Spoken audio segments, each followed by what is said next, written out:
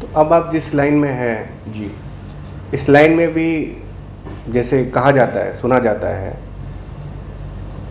कि जो कलाकारा होती हैं, जी अभिनेत्रियां होती हैं, जी उन पर तरह तरह के, जी मैं समझ गए होंगे आप मेरा जी कहने जी का जी मतलब, जो कास्टिंग काउच जैसे जी चीज़ें निकल के आती हैं, हम्म,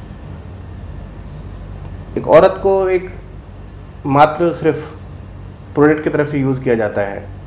जी तो क्या आप अपनी इस लाइन में इस मुद्दे को उठाएंगे क्या? देखिए यार, ज़बरदस्ती तो कोई नहीं होती। अगर अपनी मर्जी से करे तो आज़ादी है, उसको क्या कर सकते हैं।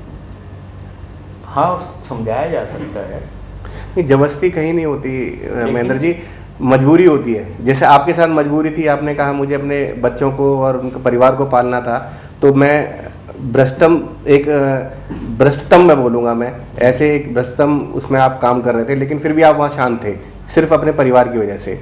तो कहीं ऐसा ना हो कि आप इस लाइन में आ गए हैं, हाँ, कलाकार के लाइन में, और किसी मजबूरी से आप इस मुद्दे को भी ना उठा पाए? नहीं नहीं नहीं नहीं, ये बात नहीं। ताली दो हाथ से बजती है। आप सिर्फ महिलाओं की बात क्यों करते हो, पुरुषों के साथ भी ऐसे होती है। जब से हमारी सरकार ने sexual harassment act service place बनाया है कि जहां आप नौकरी करते हैं वहां का सेक्स यौन शोषण या उसने महिलाओं को इतनी ताकत दे दी है कि बहुत सी 90% महिलाएं उसका दुरुपयोग कर रही हैं। मैं एक कार्यक्रम चलाता हूँ, पहले महिलाओं की काउंसलिंग करता था जो दहेज प्रथा वगैरह से थी, लेकिन उसमें देखा 90% झूठे केस होते थे तो करता था। लेकिन आजकल मेरे पास काउंसलिंग के लिए वो केस आते हैं पुरुषों के, जिनके ऊपर महिलाओं ने झूठे केस कर रखे हैं, रोते हैं, उनकी हेल्प करता हूँ। कास्टिंग काउच क्या है, वो भी बेचारे काउच में ही फंसे हैं। ये एक ग्लैमर की दुनिया है, लोग ग्लैमर के पीछे भागते हैं, चकाचौंध के पीछे भागते हैं। क्या ये काम पहले नहीं होते थे? मीना कुमारी ने जब तलाक दिया, उसके बाद जब वो हलाला वगैरह करके दोबारा आई तो उसके यही वर्ड थे कि मुझ में और वेश्या में कोई फ़र्क नहीं है, मर गई इसे। लेकिन पहले ये नोटिस में नहीं आते थे, तो मीडिया स्ट्रॉन्ग है, नोटिस में आ रहे हैं। लेकिन अभी भी हमारे महिला इतनी सशक्त है कि कोई भी ज़बरदस्ती उससे कुछ करवाता है तो आवाज़ उठाती है। ना, आपका कहने का मतलब है कि 90% जो केस होते हैं वो जी, झूठे होते हैं? 90% वो झूठे होते हैं जो अपना स्वार्थ लेके किया जाता है। आप चले जाइए वुमेन सेल में, चले जाइए, कहीं भी चले जाइए, आप बताइए कितनों को सजा मिली। लेकिन जो लोग, मैं आपको पुलिस का एग्जांपल देता हूँ, पुलिस में आज भी ऐसी हैं महिलाएं जो उन कानून का सहारा लेकर के अपने ऑफिसर्स को या दूसरों को ब्लैकमेल तक करती हैं। और ऐसी ही आप एक स्टोरी पर मैं जल्दी फिल्म बनाने जा रहा हूँ, उसके खिलाफ हम आवाज़ भी उठा रहे हैं। आज भी दुखी पति संघ एक बना हुआ है, पुरुषों के लिए बना हुआ है। हर शनिवार को इंडिया गेट पर मीटिंग होती है, 300-400 लोग आते हैं। तो सिर्फ ये नहीं है कि महिलाओं के साथ है, पुरुषों के साथ भी होता पर मेरा मानना है महेंद्र जी, है।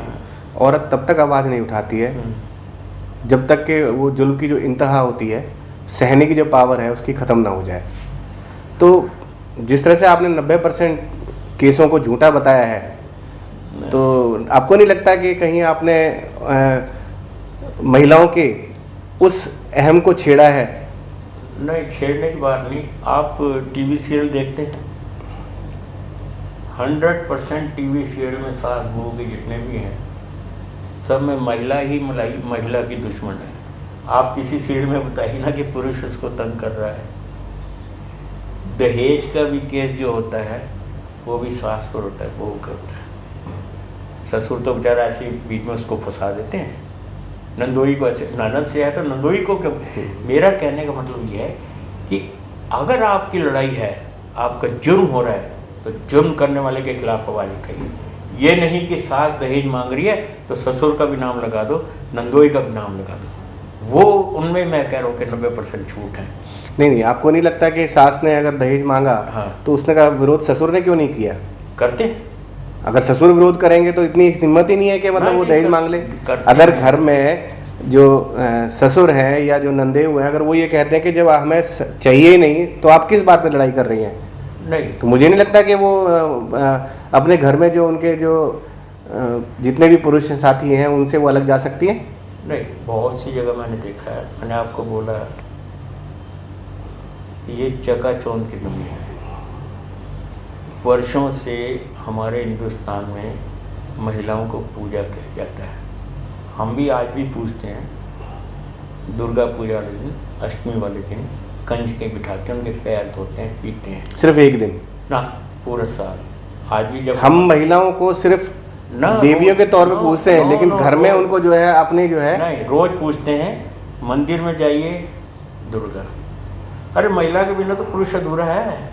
सीताराम, सीता पहले आती है। राधे श्याम, राधा पहले आता है ना। ये तो महिलाओं को बात नहीं। आप अपने आपको कोई कार्ड देगा तो उसमें ये थोड़ी लिखेंगे श्री, लिखा था श्रीमती एंड श्री। श्रीमती पहले आती है। मैं आपको एक बड़ी मजाक की बात बताता हूँ कि जब मैं स्कूल में पढ़ा करता था, मात्राओं के हेरफेर में फंस जाता था। जब मुझे श्रीमती लिखना होता था तो मति खराब हो जाती थी कि श्रीमती में छोटे ई की मात्रा है, बड़े ई की मात्रा है। तो मैं अपने अध्यापक से कहता था, सर श्रीमती में छोटे ई की मात्रा है, बड़े ई की। तो कहते थे, बेटा जिंदगी में सुखी रहना हो तो श्रीमती को कभी छोटा मत करना, बड़े ई की ही लगाना, और बड़े ई की ही मात्रा लगती है। हम लोग, मैं ये नहीं कहता सारे अच्छे होते हैं, 2-4 लोग गंदे भी होते हैं, जो स्वार्थ है, जो नशे हैं। आजकल क्या है कि आसमान छूने का है, टीवी चैनल्स है, मोटरसाइकिल चाहिए, कार चाहिए, इतने काम है नहीं, तो ऐसे कुछ लोग दहेज वगैरह की मांग करते हैं। लेकिन आप खुद भी देखिए, महिलाएं भी तो कुंवारी आजकल। सबसे बड़ी चीज ये है, आपको सेटिस्फेक्शन चाहिए। जितनी चादर है उतने ही पैर पसारिए। चादर से बाहर पैर पसारेंगे तो हो गए। कुछ ही लोग हैं, मैं ये नहीं कहता, मैंने बहुत से केस ऐसे महिलाओं के देखे हैं जो बेचारी, जिनके रात को उठ के घर वाला शराब पी पी करके मारता है, सह रही है, वो सहन शक्ति है, उनको संस्कार ऐसे दिए गए हैं। 10% 20% लोग हैं, लेकिन सारे नहीं हैं, क्योंकि महिलाओं को आज भी हम पूछते हैं। मैंने जी, आपके बच्चों की शादी हो गई? हाँ बिल्कुल होगी। आपने दहेज लिया क्या? नहीं लिया, ना दिया, ना लिया ना दिया। और अपनी शादी में भी मैंने नहीं लिया था। उन्होंने मुझे जो दिया था ना पलंग वगैरह, 6 साल तक मैंने उनके घर में रखे रखा, उठाया नहीं, क्योंकि मेरे पास रखने की जगह ही नहीं थी। और अभी भी है। नहीं, मैं अगर रखने की जगह होती तो आप रख लेते। कभी नहीं रखता। मैं सेल्फ मेड आदमी, खुद ही। नहीं, अभी आपने खुद कहा ना मेरे पास रखने की जगह नहीं थी। हाँ, तो इसका मतलब कहीं ना कहीं आपका मन था कि उसे रख सकते ना, थे बिल्कुल आप। नहीं रखते। क्यों रखते? अगर रखने तो का मन होता तो दूसरा कमरा लेके रख सकते थे, लेकिन नहीं। आपको एक चीज बताऊं, मेरी शादी को 36 साल हो गए, लेकिन इस 36 साल की शादी में मेरी श्रीमती 36 मिनट भी मेरे को छोड़ के अपने मायके नहीं गई। ये नहीं कि मैं नहीं जाने देता, नो, जाएंगी तो साथ लेके जाएंगी। तो कहीं ना कहीं उनको आप पे शक तो नहीं था कोई? कोई शक नहीं, हमारे में प्यार ऐसा है। आप प्यार का नाम दे रहे हो और वो शक की बात हो ना, नो शक। जिस दिन मेरी शादी हुई थी ना, उसके अगले दिन से लेकर और मेरे रिटायरमेंट तक सारी की सारी तनख्वाह उसके हाथ में जाती है मेरे लिए। यहाँ तक कि अभी तक एटीएम तक मैंने उसको दे रखा है पेंशन का। मैं तो एटीएम भी नहीं चलाता हूँ। एक विश्वास है मुझे घरवाली पर, और इसी विश्वास के कारण वो लक्ष्मी बनी है। आज दिल्ली में मेरे 2 जो मकान बने ना, और बच्चे जो पढ़े हैं, ये उसी विश्वास के कारण है। औरत के हाथ में बरकत होती है, लक्ष्मी स्वरूप है अगर आप मानो। और तो- मुझे नहीं पता वो कहाँ से इतना पैसा आता तो है। 36 साल तक जो आपको खुलापन नहीं मिला, तो वो यही कारण तो नहीं था नहीं, आपको नहीं, फिल्मों में लाने का? नहीं, खुलापन इसीलिए आप फिल्मों में आए हो कि जो है- सरकारी सेवा में नहीं मिला, सरकारी सेवा में नहीं मिला, घर में खुलापन है। आज भी आजाद पंछी, मैं आज आपके सामने बैठा ना, लेकिन आप मेरे घर के फ़ोन करके पूछिएगा कहाँ, तो आपको बता देंगे कहाँ बैठे हैं। ये आपस की अंडरस्टैंडिंग है। ज़िंदगी जो इंसान की होती है ना, 2 पहियों के समान होती है। अगर पटरी पर बराबर चलते रहे तो गाड़ी चलती है, लेकिन अगर आप उसमें एक स्कूटर का पहिया और एक ट्रैक्टर का पहिया लगा दो तो गाड़ी पलट जाती है। ताली 2 हाथ से बजती है। आप प्यार कीजिए, प्यार मिलेगा। हमारे फादर कहते थे, शिक्षा, मान सम्मान और प्यार जितना बांटोगे 10 गुना होकर के तुम्हें वापस मिलेगा। मेरे पास वही है, प्यार बांटने का। घर में भी बांटता हूँ, समाज में भी बांटता हूँ। लेकिन कहा यही जाता है महेंद्र जी जी, कि जिसके दिल में दर्द होता है वो कविता लिखता है। यस। लेकिन मेरे तो अगर साथ- आपकी इतनी अच्छी पारिवारिक लाइफ रही हाँ। और आपको इतना प्यार मिला, तो ऐसा कौन सा दर्द था जिसने आपको कविता लिखने में मजबूर किया? नहीं, यहाँ तो इसमें अगर आप एक मेरी कविता पढ़ेंगे ना, परिचय, उसमें मेरे साथ उल्टा ही हुआ। इसमें मैंने लिखा है कि जिस दिन मेरी ज़िंदगी में कविता आई, मेरी पड़ोसन का नाम था, उस दिन मैंने पहली कविता बनाई। मुझे जब प्यार मिला किसी से, कविता से, कविता से, पड़ोसन से? बिल्कुल। और जो अब प्यार है आदमी, और इस समय शादी भी नहीं हुई थी, तो बन गई कवि बात। इसमें मैंने अपनी लाइफ का लिखा है, तो इसलिए आपको एक प्रेम गीत तो लिखना है कुछ ना। उस कविता से आज जब मिलते हो तो दिल में दुख दुख होती है क्या आपके फिर भी? नहीं, कोई धुक धुक नहीं, कोई धुक धुक नहीं, प्यार सब बराबर होता है। देखिए एक चीज देखो, आज उनके बच्चे आपको मामा कहते होंगे? नहीं, कोई मामा नहीं करते, कोई कुछ नहीं करते, एक दोस्त की तरह व्यवहार करते हैं। आपको एक चीज बताऊं, मैं हिंदुस्तान के 20 राज्य में घुमा हूं और 4 विदेशों में घुमा हूं।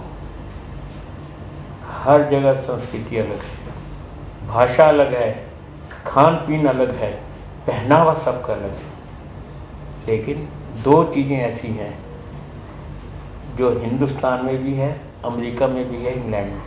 वो चीज़ ऐसी है, इंसान की हंसी और उसका दर्द, ये हर जगह एक सा है। हिंदुस्तान में भी अगर किसी को दर्द होता है तो उसको आंसू आते हैं, अमेरिका में भी आंसू आते हैं। हंसी पर उसका भी चेहरा खिलता है, वहाँ का भी चेहरा खिलता है। ये 2 चीज़ें इंसान में से पाई जाती हैं। बहुत बेबाकी से आपने सारे जवाब दिए। अब तलाक का मुद्दा तो ऑलमोस्ट ख़त्म हो चुका है। नहीं, ख़त्म नहीं हुआ, अभी तो शुरू हुआ है, क्योंकि अभी भी डाउट है। शाहबानो का जब केस जीती थी ना कोर्ट से, अपने लिए जो उसने मेंटेनेंस लिया था, सुप्रीम कोर्ट ने मेंटेनेंस से लिया था, तो उस समय सो कॉल्ड जो मौलाना मौलवी है ना, ये इकट्ठे हो गए थे, गवर्नमेंट पर प्रेशर डाला था, और हमारे उस समय के प्रधानमंत्री ने पार्लियामेंट के थ्रू उस फैसले को निरस्त करा दिया था, जिसको आज भी शाहबानो केस कहते हैं।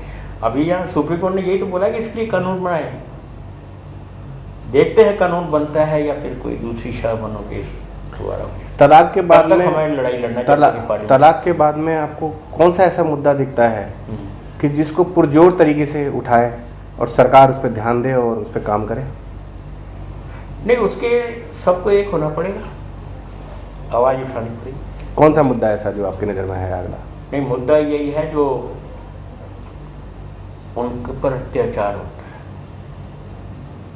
उसकी जांच करें कि क्यों हो रहा है, और कोशिश करें। ज़्यादातर जो तलाक के किस्से हैं ना, वो एक पैसों की कमी से, नशों की बढ़ोतरी से, इनसे होते हैं। और हमारा पुरुष समाज है, मूछ का सवाल है, ऊपर रहता है, जबकि महिला और पुरुष दोनों को संविधान में बराबर का हक है, दोनों बराबर माने जाते हैं। सीता राम के बिना अधूरी है, राम सीता के बिना अधूरे हैं, कृष्ण है सब। लेकिन सवाल वही मूछ का है, नशा होता है, मूछ का सवाल है कि मैं तो महिला हूँ नीचे, लेकिन ये नहीं जानते कि नर और नारी में फर्क होता है। नर में न और रै 2 अक्षर होते हैं, नारी में न, आ, रा और ई 4 अक्षर, यानी कि नर से दुगना भारी नारी। और अगर आप उस ना में नारी में न हटा दोगे तो आरी बन जाती, चीर के रख सकती है। उसको जैसा समझो आप। अब ये महिलाओं को ताकत मिली है, कानून से मिली है, और अब वो पहले वाला टाइम नहीं रहा कि बस तलाक बोल दिया हो गया। नो, आवाज़ उठाती हैं। ये वही ताकत थी, वही कानून का सहारा था कि मुस्लिम महिलाएं बुर्का छोड़ के, पर्दे से निकल करके सुप्रीम कोर्ट तक लड़ाई हैं।